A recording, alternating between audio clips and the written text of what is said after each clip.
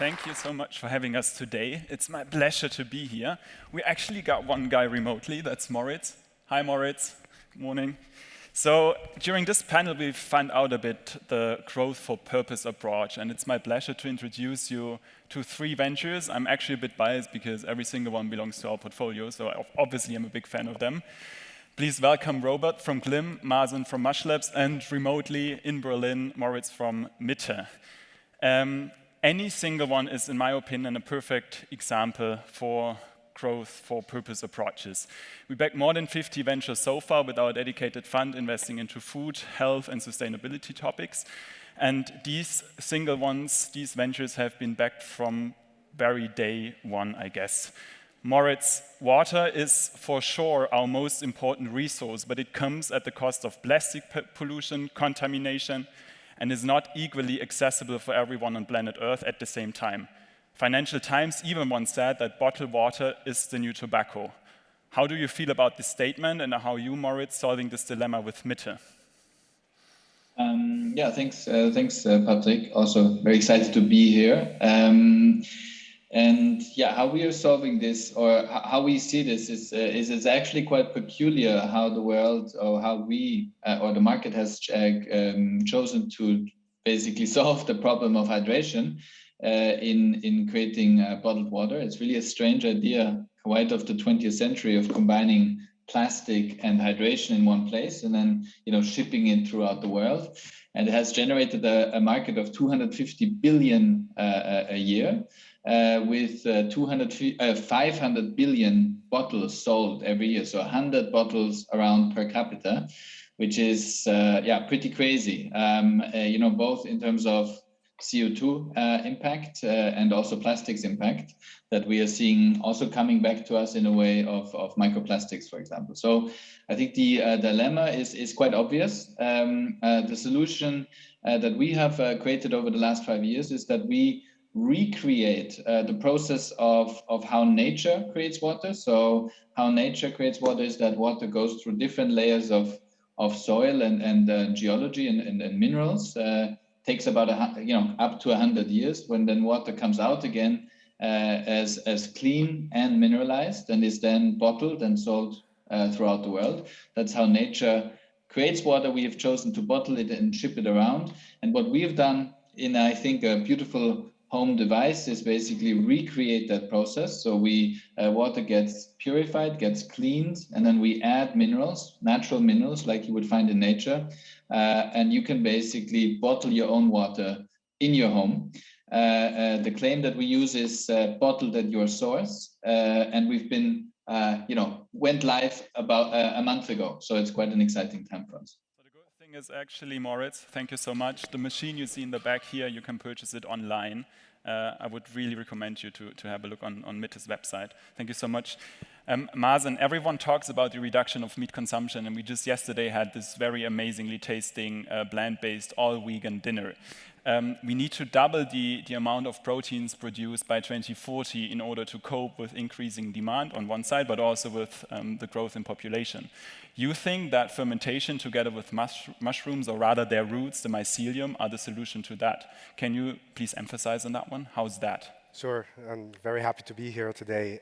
So, as you said, we are on the verge of a climate crisis. And I think one of the most effective ways to slow down the rate of climate change is by changing our food habits, by changing how we produce food to feed ourselves and generations to come. At Mushlabs, we do that by providing these alternatives for conventional animal agriculture. We grow mushroom mycelium in bioreactors.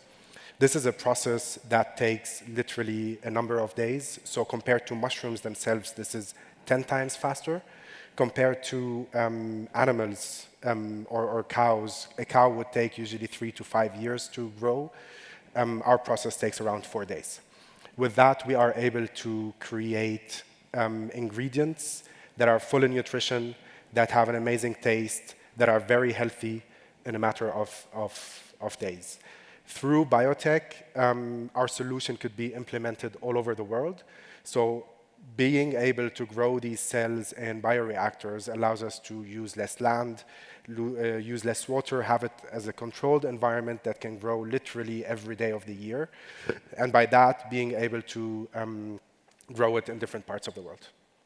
Thank you so much. And very exciting because you just mentioned one point, which is obviously sustainability as well as impact on land. Robert, 2050 is the year we need to be net negative in order to reach our 1.5 degree climate goal, which sounds super ambitious. And experts tell us that it's not going to be reachable if we're going to continue like we currently do.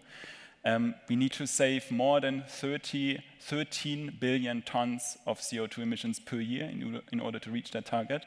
You think that carbon farming is one of the tools in order to do so. Can you emphasize what you mean by that and how Klim is tackling it? Yeah, so essentially what you meant is these 13 billion tons we need to capture, we need to create as net negative emissions. And that means even if we were to reduce all our emissions to zero, we wouldn't be able to achieve the 1.5 degree temperature target. We need to actively draw CO2 down from the atmosphere. Regenerative agriculture or carbon farming is one of the chief technologies we can use to achieve that. The estimates range from 3 to 11 billion tons of CO2 we can draw down from the atmosphere and store in our soils globally if we roll out the practices of regenerative agriculture to the maximum extent. And that's a significant contribution to achieving those climate targets. The benefits of regenerative go beyond climate, of course. You also have massive benefits for ensuring food security, because you will be able to secure yields even in times of climate change, and also solve the second most important crisis we are facing today, the biodiversity crisis, because regenerative pays into improving the biodiversity. Thank you so much. So 3, in my opinion, literally great examples on how to really provide impact and also ensure growth through purpose. At Mitte with water, Klim with carbon farming, and Mushlabs with a proper meat replacement based on mushrooms. But because we want to give a bit time back to Marco also, maybe one last question from my side. What is purpose for you? Moritz, maybe you want to start off.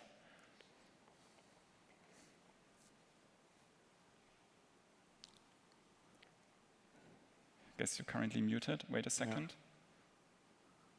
Sorry, do you mean purpose in life, or the purpose of Mitte, or my purpose for, like, what drives me? Well, whatever you want to pick. I mean, I was rather referring to the purpose at Mitte, but if you want to take your personal one, I'm also happy to hear that. Great. No, I think, I mean, our purpose of what we really want to do, and I think we are, the three of us, Mazen and Robert and myself, I think we are very much aligned with that, is to basically, provide a big solution to a big problem. I think that's what we want to do. So we want to drive impact and be the water company for the 21st century, not like those big four, Coca-Cola, Pepsi, Danone, Nestle of the 20th century, but really be the water company for the 21st century, starting in people's homes, but then extending to different touch points and being, a contributor or help basically solve the problems we're facing as humanity and basically provide also delightful solutions to something that people are proud to use and are happy to use. I think that's an approach that is also that I think all of us have as well. The idea of providing something that people really want to use. It's not coming with a moralistic approach, but trying to work with the dynamics we see in the market with basically users out there and really changing something. So that I think is driving us as at Mitte, and we're starting with our first product, Mitte Home, in the market now, but a lot to come. Guys, anything to add? Maybe from our side, we always talk about alternative proteins and the fact that there will be a population of around 10 billion people in 2050. What people always miss is that actually there's 1 billion people right now who don't have access to nutritious and healthy food. So for us, one of our biggest missions is really not only to replace the meat.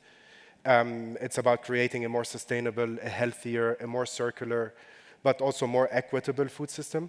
For that reason, at Mushlabs, there's more than 20 different nationalities in the team working day in, day out, each one coming from a different part of the world where they conceive and perceive food in a completely different way. And that is simply amazing to sit with amazing people every day and think, what will food look like in 20, 30, and 40 years? Couldn't agree more to that one. Robert? For us, it's simply to enable as many farmers as possible to scale up regenerative practices as fast as possible, because we have a critical time constraint. We can't wait for next year to start. And in order to achieve that, we are very enthusiastic about being able to help the farmer on many fronts. It's not just helping them with access to knowledge or access to capital.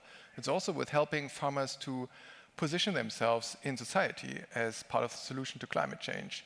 They're often marginalized in all areas in what they do, and they deserve the respect for what they are doing and what they can do to solve this crisis. That's what drives us. Thank you so much. One last remark from my side. Every single company is currently fundraising, so if there are any investors that are keen on providing purpose together with profit, these are the guys you should talk to. Thank you so much. Have a good event.